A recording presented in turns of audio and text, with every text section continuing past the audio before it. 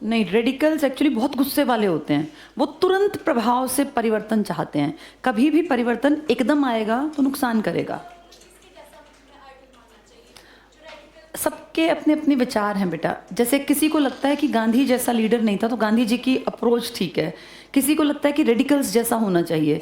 इनमें मैं being a teacher तुम्हें अंतर बता सकती हूँ, बाकी तुम्हारा पर्सनल सोच है, जिसको जो अच्छा लगे वैसा मानना चाहिए। सबके रोल मॉडल अलग होते हैं और किसी से प्रभावित होकर अपना रोल मॉडल नहीं बनाना चाहिए।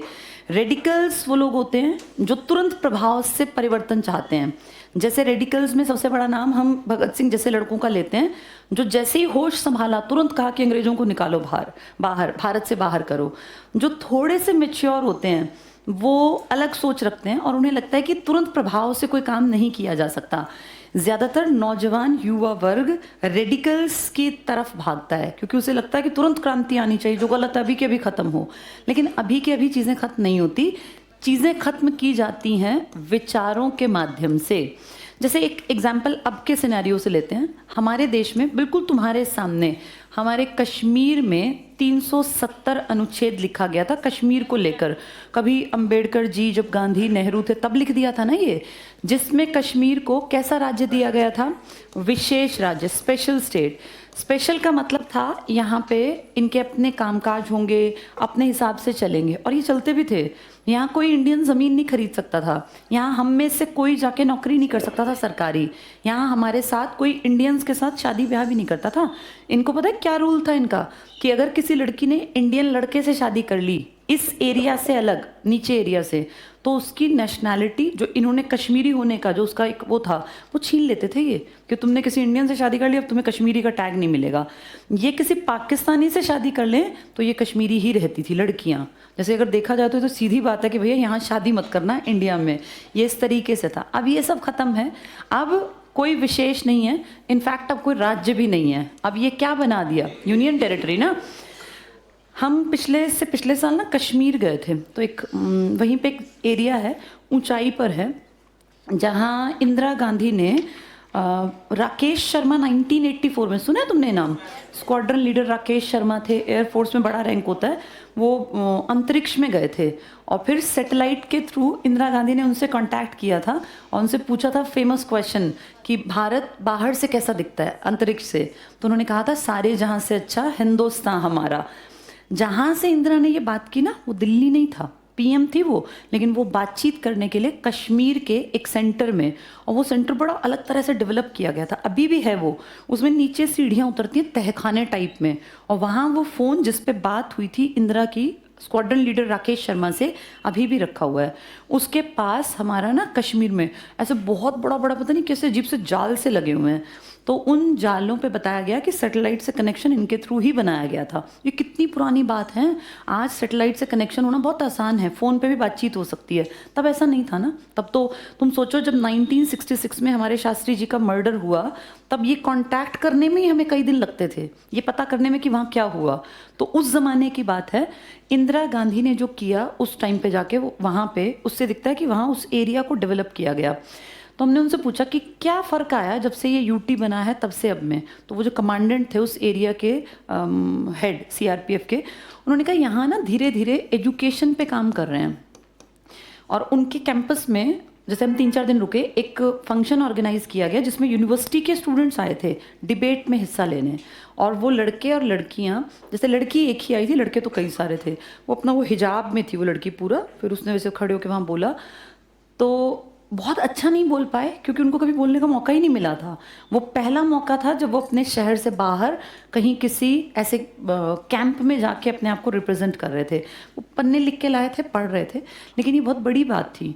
तो उनसे हमने कहा भाई ये कैसे चीज़ें बदलेंगे? तो उन्होंने यही कहा कि जब हम पहले यहाँ से हमारी गाड़ियाँ निकलती थी ना, तो इतने छोटे छोटे बच्चे रास्ते में खड़े होते भाग के पत्थर मारते थे आर्मी की गाड़ियों पे, सीआरपीएफ, बीएसएफ, सीआईएसएफ। उन्हें ये सिखाया गया था कि जब ये गाड़ियाँ आए ना ये दुश्मनों की गाड़ियाँ हैं, ये पब्लिक की बात कर रही हूँ, इतने 2-2 साल के बच्चे। वो कहते हैं अब जब हमारी गाड़ियाँ जाती हैं ना तो 2-4 साल के बच्चे बाय करते हैं। ये सोच बदलेगी धीरे धीरे, और इसको बदलने में एजुकेशन काम करेगी। वो लड़के वो लड़कियाँ जो पहले फालतू की बातों में पड़े रहते थे कि भैया भारत से हम अलग होंगे तो ये होगा, अब वो लड़के लड़कियाँ धीरे धीरे भारत की तरफ झुकने लगे। कारण पढ़ाई बता रही है कि भैया किसी देश के साथ जुड़े रहोगे तो तुम्हारी ग्रोथ होगी, देश तुम्हारे ऊपर पैसा लगाएगा, तुम्हारे यूनिवर्सिटी बनेंगे, तुम्हारे पूरे सड़कों के जाल बिछेंगे, तुम्हारी आइडेंटिटी को एक इम्पॉर्टेंस मिलेगी। तो धीरे धीरे शिक्षा बदलेगी। रेडिकल्स ऐसी चीज़ें नहीं समझते, वो कहते हैं अभी बदलो, अब कह दिया ना बस इसको अभी बदला जाए। रेडिकल्स की सोच जवान लड़कों की हो सकती है, लेकिन जो पढ़े लिखे समझदार लोग होते हैं ना वो धीरे धीरे बदलाव लाते हैं। आपके सामने आपके ये यूटी 90 ये 2019 में 31 अक्टूबर को तो बने थे, 19 से 20, 21, 22, 23, 24। अब इस अक्टूबर में इनको 24 आते ये होते होते अक्टूबर 5 साल हो जाएंगे। 5 साल पहले जो लड़का वहाँ 5वीं में रहा होगा, अब वो लड़का 10वीं में आ गया होगा ना। 10वीं में बच्चे थोड़े जवान हो जाते हैं, तो सोचो सोच बदल गई। अब अगले 5 साल बाद वो लड़का ग्रेजुएशन कर चुका होगा तो उसकी सोच और बदल जाएगी। धीरे धीरे करके पीढ़ी दर पीढ़ी ये सोच बदलेगी। आप 50 साल के आदमी से एक्सपेक्ट करो वो बदलेगा, नहीं बदलेगा, उसने एक ढर्रा बना लिया। लेकिन जो अगली पीढ़ी आ रही है ना वो एडजस्ट कर जाएगी और वो सोचेंगे कि इंडिया हमारा है, हमें इंडिया के लिए काम करना है, ये हमारी केयर के लिए हैं, जितने लोग यहाँ डिप्लॉय किए गए हैं। तो ये फ़र्क होता है। एक कुछ लोग होते हैं मेच्योर समझदार, कुछ होते हैं तुरंत प्रभाव से चाहने वाले। तो रेडिकल्स मेरे ख्याल से बहुत जल्दी चीज़ों में बदलाव चाहते हैं जो किसी भी मेच्योर आदमी की नज़र में पॉसिबल नहीं है। और ऐसे बदलाव लाके ना कुछ दिन बाद लोग फिर धीरे धीरे उनसे कटने लगते हैं। तो भगत सिंह स्टार्टिंग में जब आए तो रेडिकल विचारधारा के थे। आज हम उनकी इज्जत करते हैं और करनी भी चाहिए, लेकिन अगर देखें मेच्योरिटी की बात तो भगत सिंह से ज़्यादा मेच्योर ही कहलाएंगे गांधी, नेहरू और बाकी सारे लीडर्स, क्योंकि मेच्योरिटी उम्र के भी साथ बढ़ती है बेटा। एक 22 साल के लड़के से तुम सोचो कि वो 50 साल जैसी सोच रखेगा, नहीं रख पाएगा। उम्र बढ़ती है ना तो अपने आप दिमागी स्तर में परिवर्तन आता है, बदलाव की बातें करते हैं।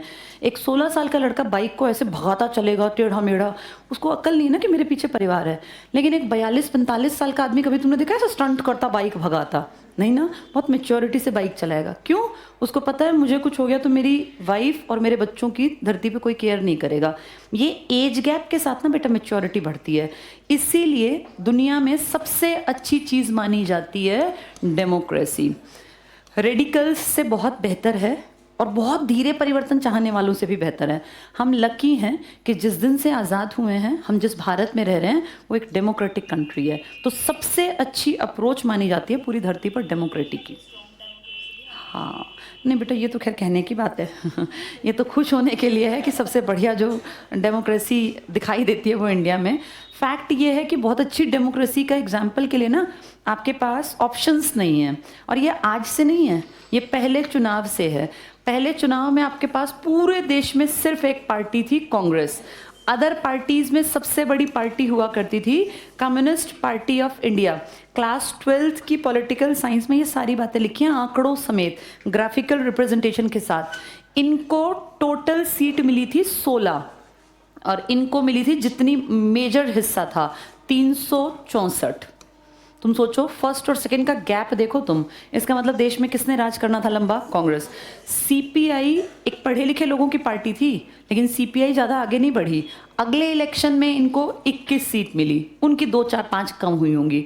लेकिन हाँ बेटा, कम्युनिज्म क्या होता है? कम्युनिस्ट बेसिकली ना एक विचारधारा थी, कम्यून शब्द से बनी ये। और कम्युनिज्म का सबसे बढ़िया एग्जाम्पल रशिया और चाइना ने प्रेजेंट किया था। कम्यून का मतलब होता है कम्युनिटी, बेसिकली हमारी सेंस में अगर कहें तो जहाँ पे कम्युनिटी राज करती है ना, कम्युनिटी के सारे साधन सबके होते हैं। खेत किसी एक आदमी का नहीं होता, खेत पूरे गांव का है। सबको उस गांव के खेतों में अपने घर से काबिल लड़के जो हट्टे कट्टे ठीक ठाक है आदमी हैं, सबको जाके खेती करनी है। तेर मेर नहीं होती कि ये 4 एकड़ मेरे, 4 एकड़ तेरे, 5 एकड़ तेरे, ऐसे नहीं। उस पूरी कम्युनिटी को एक साझा एक गांव के खेत हैं, उसमें सबको अपने घर के लड़के भेजने हैं। वहाँ से जितना निकलेगा, जिस घर से जितने लोग आए थे ना, उस हिसाब से बंटवारा कर लेंगे। कम्युनिज्म बहुत अच्छी विचारधारा थी तब तक जब तक ये टेक्नोलॉजी और ये सब नहीं आई थी। वहाँ सबकी चीज़ों पे सबका हक होता है, ऐसा नहीं होता कि ये तेरी चीज़ें मेरी। तो वो सारा गाँव ना एक साथ ग्रोथ करता है, एक साथ आगे बढ़ता है। नुकसान है तो सबका है, प्रॉफिट है तो सबका है। वो विचारधारा थी जिसमें कम्युनिज्म को बढ़ावा दिया, और इस पे काम किया था रशिया ने। रशिया दुनिया में, धरती में पहला देश है धरती पर जिसने एक खास वर्ग, हम कहते हैं बेटा सर्वहारा, जो सब तरफ से हारा हो, परेशान हो, लेकिन फिर भी समाज के लिए काम करे। और इसमें दो कम्युनिटीज़ गिनी जाती हैं, एक किसान वर्ग और एक मजदूर। अगर तुम ध्यान से देखो ना, यही दोनों देश को बेसिकली चला रहे होते हैं। तुम और मैं तो बैठ के पढ़ ही तो रहे हैं, मैं पढ़ा रही हूँ, तुम पढ़ रहे हो, लेकिन तुम जो रोटी खा के आ गए, जो पेट भर के आ गए, जाके जो रोटी खाओगे वो तो इसने पैदा की है ना। तुम यहाँ बैठ के जो एक काम बैठे हो, तुम जिन बेंचों पे, मैं जिस इस पे खड़ी हूँ, या जितनी सुविधाओं की चीज़ें हैं, ये किसी अमीर आदमी ने बनाई होंगी, लेकिन अमीर आदमी थोड़ी ना बनाता है। काम कौन कर रहा था उसके लिए? मजदूर। ये दो लोग हैं जिनके कंधों पे पूरी दुनिया का भार टिका हुआ है।